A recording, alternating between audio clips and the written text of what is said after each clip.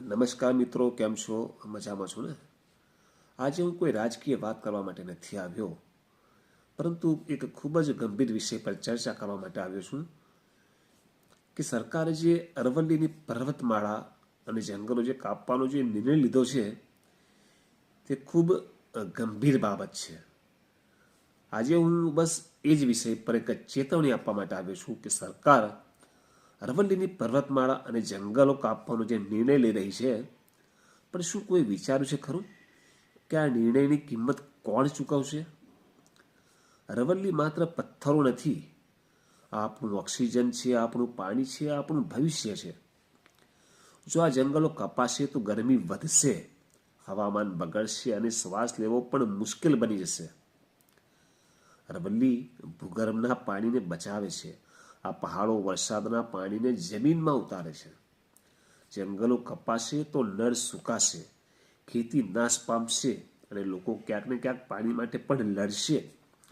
એક તરફ સરકાર નળ સે જલ યોજના બનાવી રહી છે, એક વૃક્ષ માં કે નામ એવા બધા કેમ્પિંગ ચલાવે છે, તો પછી આ જંગલોને પહાડો કાપવાની જરૂર શું? આનાથી કયો વિકાસ થશે એ નથી સમજાતું.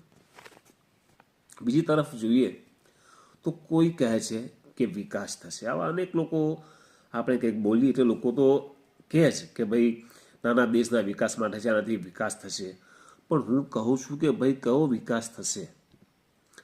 પહાડો નાશ પામશે તો ક્યાંક ને ક્યાંક પૂર આવશે, ક્યાંક જમીન બંજર બની જશે. શું આ વિકાસ છે? આ વિકાસ નથી, વિનાશ છે. અરવલ્લી હજારો જીવ સૃષ્ટિઓનું ઘર છે. આ ઘર નાશ પામશે તો કુદરતનું સંતુલન પણ બગડી જશે. અમે વિકાસના વિરોધી નથી, પણ વિકાસના નામે વિનાશ અમને કદાપી મંજૂર નથી. અરવલ્લી બચાવવી એટલે આપણી આવનારી પેઢીને બચાવવી. જો આજે આપણે ચૂપ રહીશું તો કાલે કુદરત બોલશે, અને જો કુદરત બોલશે ને તો એ અવાજ ખૂબ જ ભયંકર હશે. સમજી શકો છો તમે? તો આવો, ઉઠો, જાગો અને બોલો કે અરવલ્લી બચાવો, અરવલ્લી બચાવો.